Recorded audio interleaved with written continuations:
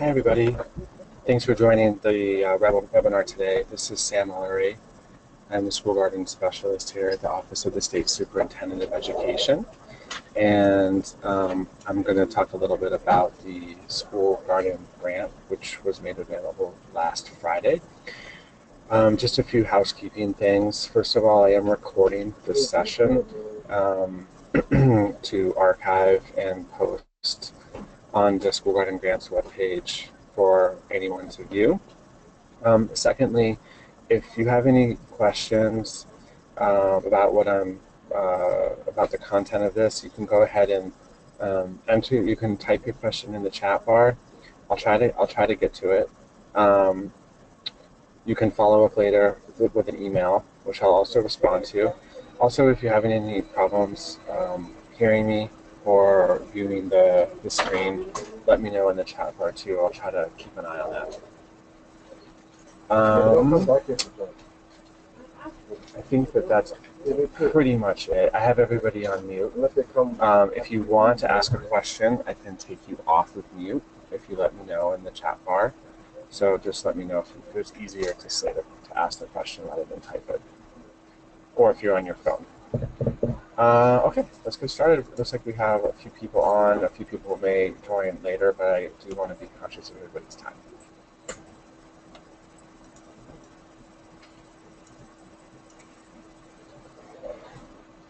All right, so as I mentioned earlier, thanks all for joining. This is a webinar information session on the School Garden Grant application process. I'm mostly going to focus on the application itself and the process to apply, and not so much on the program requirements or the everything that kind of happens during the grant period. We will talk about that a little bit, but I want to make sure by the end of this webinar that everybody knows how to apply and what the grant is about, and have any questions answered. So let's start it here. Okay, so first of all, just a little bit of background on the grant. We have 120, or not just the grant, but also the School Gardens program here in Washington, D.C. We have 127 schools with garden programs in Washington, D.C., and that number has increased by 50% in the past 4 years. So we are seeing a lot more schools with garden programs, more teachers and students using gardens, and a greater need. We've known since about 5 years ago that the biggest barrier for schools to establish gardening programs is really having the dedicated time of a staff person to be able to oversee that program. So through the Healthy Schools Act, which was established in 2010, and the funding that was made available as a result of the act, we've been able to dedicate funding for 63 programs to establish staffing positions within the school to oversee the gardening program. There's a lot more information on our efforts to support school gardens and the Healthy Schools Act and the different initiatives that we've been able to achieve through this program on our reports. We've been giving out annual reports for the past 4 years, so you can go ahead and review those if you want to know more information, or you can simply just reach out to me. Questions? In terms of the grant, there's 4 main purposes for the grant. The first is to increase the number of students that are using the school gardens, and it's really important. We've actually really thought about what that word engage means. So for our purposes for this grant, a student is engaged in a garden program when that student does garden-based learning for at least 10 or more hours during the school year. We also want to increase the number of classroom teachers that are using garden-based teaching as a part of their classroom teaching, as a part of their teaching, their daily teaching. And we have specific numbers of lessons in this grant that we didn't have before that we would like to see taught out in the school garden or using garden-based teaching practices by the classroom teachers. We also want to increase the number of schools with garden programs. So this grant is open to schools with existing garden programs, but also to those schools just getting their programs established.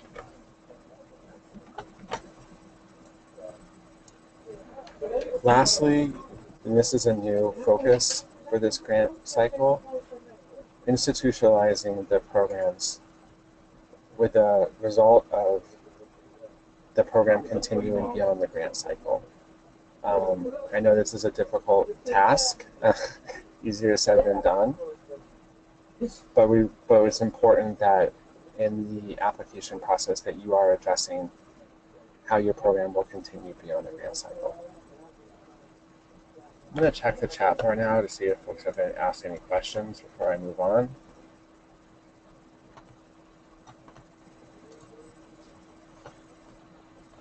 Great, I don't see any questions, so I'm going to keep going. Okay, so this school garden grant is a 2-year grant. It will start on October 1st, 2017 and end on September 20th, 2019.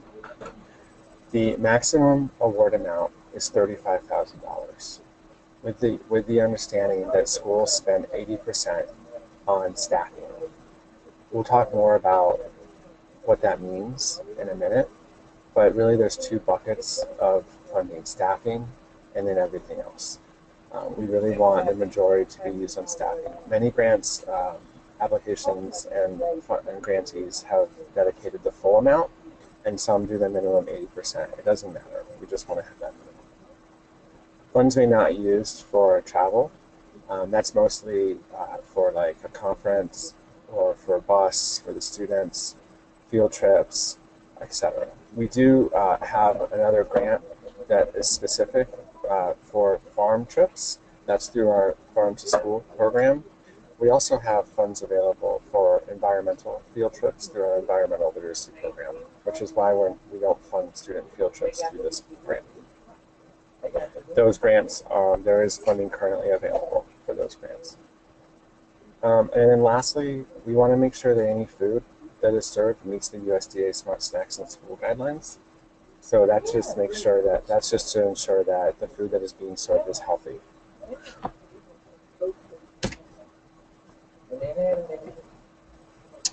What's new? So a lot of people, I think it's challenging that have applied and received or just applied for past grants. There are a few changes that have been made to this grant, and I just want to clarify what those changes are. So first, in the past, schools were eligible to apply for 3 years within a 5-year grant cycle. We've lifted that requirement, and now all schools that have been eligible in the past are now eligible, regardless of previously receiving the award. We've increased the amount of the grant period, and we've increased the amount of the award, and we've lengthened the grant period from 1 year to 2 years.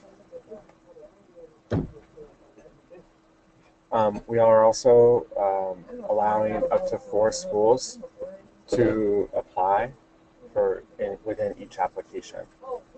So, for example, a community-based organization may include up to 4 schools in their application. That application is still, the maximum amount is still $35,000 for that application, so each school would receive less. One other thing to say about that is if you are going to use multiple schools in one application, it's advised that each of the schools is following a similar program, that you're not doing completely different programs at each school, because it's still one application for all those schools. So this best suits organizations that are instituting the same program across multiple schools. We've also included some clarity around the number of teachers and students that we want to see impacted by this grant. And I already mentioned an increased focus on the staying power. And then lastly, we are providing 5 bonus points on the scoring for schools that have not received Healthy Schools Act funding in the past. So that includes the school garden grant, farm field trip grant, and the physical activity grant. It does not include environmental literacy funding. That is not through the Healthy Schools Act. So if you're working with a school, or you are a school that has received environmental literacy funding, you're in the cadre, for example, that would not be included as a Healthy School Act funding. I'm going to check the chat to see if anyone has questions about what's new. Yeah. All right. Yeah. No questions. All right, so we're going to talk about eligibility. So public schools and public charter schools, as well as community-based organizations, are eligible for funding. All DC public schools must apply through the central office because individual DCPS school campuses are not eligible to apply as a campus. They must go through central office. The same goes for charter schools. If it's a charter school with multiple school campuses, they must go through the LEA, the central office for that charter school. Also, schools must partner with community-based organizations to apply. Community-based organizations are eligible to apply as well. They may submit up to 3 applications, and as I mentioned, can have up to 4 schools per application. So that means that it is possible for a community-based organization to submit up to 12 schools. Lastly, community-based organizations that are submitting must supply a letter of partnership with that school they are submitting on behalf of. All schools, whether it's through a community-based organization in partnership with, or through the school directly, must have completed the 2016-2017 school health profile. If you're not sure if you completed that profile or if your school you're working with has completed that, there's a contact on the RFA that you can reach out to.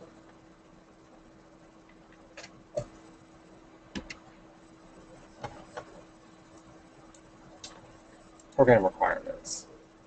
So what we're looking for to happen during this grant cycle are the following. We want to see a school wellness committee, either established or an existing one supported, that's really going to serve to advise and support the program at the school level. There needs to be at least one staff position overseeing the program. In some situations, your staffing model may include multiple people. It may include classroom teachers, school staff, community-based organizations, or community members. Whatever works for your program works for us. We just want to make sure that there's one staff position overseeing the program.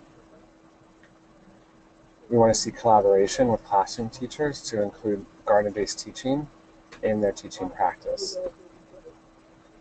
We want to see a relationship with the food service vendor and the cafeteria staff to initiate activities within the cafeteria, such as taste tests or even signage in the cafeteria or events. We do require participation in district-wide trainings. There will be 4 district-wide trainings during the first year of the grant and 4 district-wide trainings during the second year of the grant for a total of 8 half-day trainings. The main point of contact or the main staff person will be the one required to attend those trainings. We also want to see at least one entire grade level participate in a meaningful watershed experience. These meaningful watershed experiences are opportunities for students to get out into either the school garden or into a nearby environmental space, for lack of a better word, and conduct some investigations and do some inquiry work. There's more information available on meaningful watershed experiences on the school garden website page. Each year there's Growing Healthy Schools Month, which happens in October, and Strawberries and Salad Greens Day, which happens in the springtime. There's a mid and end project report. At the end of the first year of the grant, all grantees will be required to submit a continuation grant to receive year 2 funds. Lastly, we want to see gardens be maintained and follow the school garden safety guidelines on the school garden safety checklist.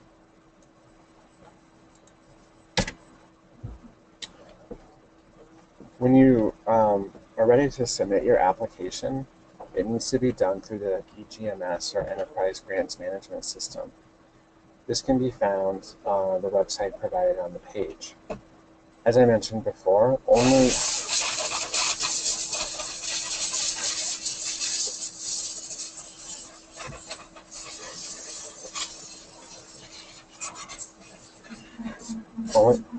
those eligible for the EGMS system should be applying. So if you're a school campus or you're a teacher at a school, you need to contact your central office in order to apply. The following sections are on the application, and you can review the application in Word at the website provided on the page. Another requirement is that when you're submitting your EGMS application is that you agree to and save the assurances in central data. Central data requires a W-9 form and something called a master supplier form, which asks for a DUNS number and a SAM expiration date. I highly recommend that if you are not familiar or not in the EGMS system, that one of the first things that you do, and you can do this today, is to go to the EGMS page and register as a new user. And then it will walk you through submitting these forms and paperwork so that you're all set up in the system so that you can submit your application and don't have any issues. If you need help with this, I provided the number for the EGMS help desk to walk you through that. I'm going to check the chat now to see if there's any questions. No.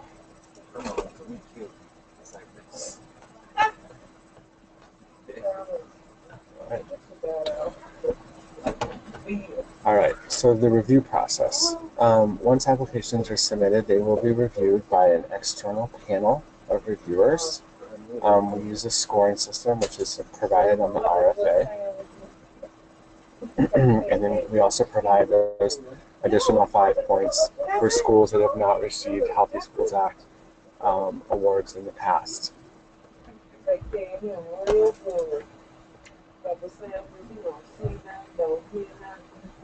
It's important to note that this is a reimbursement grant.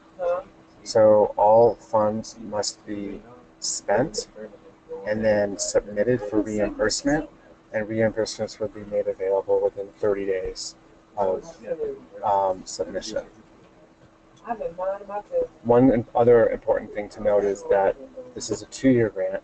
In the first year, a maximum of 60% of the total award will be reimbursed in the first year, and a minimum of 40% of the total award will reimburse in the second year. So what that means is that you need to be doing activities in the second year of the grant because you have to reimburse for at least 40% during the second year. This allows us to plan for on our end for our budget, so that we know about how much we're going to be spending each year. This is a 2-year, just kind of the first time we're doing a 2-year grant, and so we want to make sure that we have a good grasp on the finances. This term fiscal sponsors really just means whoever is submitting the application is going to serve as the fiscal sponsor. So DCPS Central Office is an eligible fiscal sponsor. If you're at a DCPS school campus, you may not serve as a fiscal sponsor. You need to go through DCPS Central Office in order to do that. Also, eligible fiscal sponsors include the Central Office of Public Charter Schools. So again, if you're at like a KIP or a Friendship charter school, you need to contact the person in your central office, the grants manager in your central office, in order to apply. Community-based organizations that support school garden programs are eligible to apply on behalf of schools.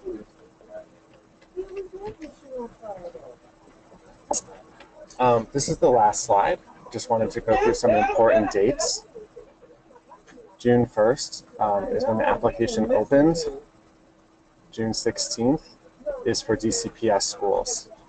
To submit, this is when you need to submit your intent to apply to the central office, and there's a contact information on the RFA for that. July 19th is when all questions must be submitted by, and then I will publish the FAQ page on July 22nd with responses to all of those questions. Going back one on July 20th, there is an EGMS 101 training for folks that are new or have some experience to EGMS 101 that may need some help. That's here at OSSE in room 806, and I highly recommend folks attending that training. It will really help you with your application process. On August 9th is when applications are due. That is a 3 p.m. deadline. If you try to submit your application at 3:01, it will not go through. Please, please, please do not wait till the last minute. I have no control over when this system shuts down. So I highly recommend that folks plan on getting their applications in early in case there's a problem. Plan on setting out award notices in early September to give folks at least a couple weeks before the grant period begins on October 1st to get everything ready to go. And then September 30th, 2019 is the end of the grant period. That is all the information that I had to share with folks today, but I wanted to leave some time open to answer any questions that anybody might have about the grant period, or sorry, about the grant. Also, as I mentioned, feel free to email me if you do have any questions about this anytime, and I'll get back to you.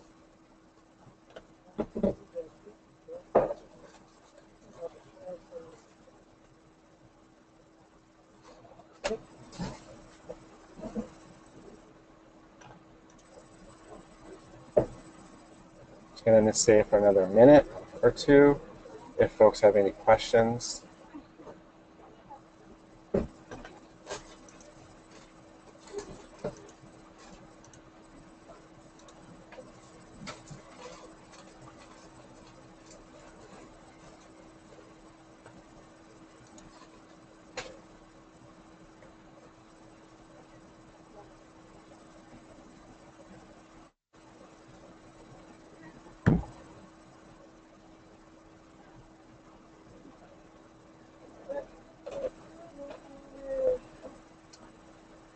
All right, well, wow, I did a really good job.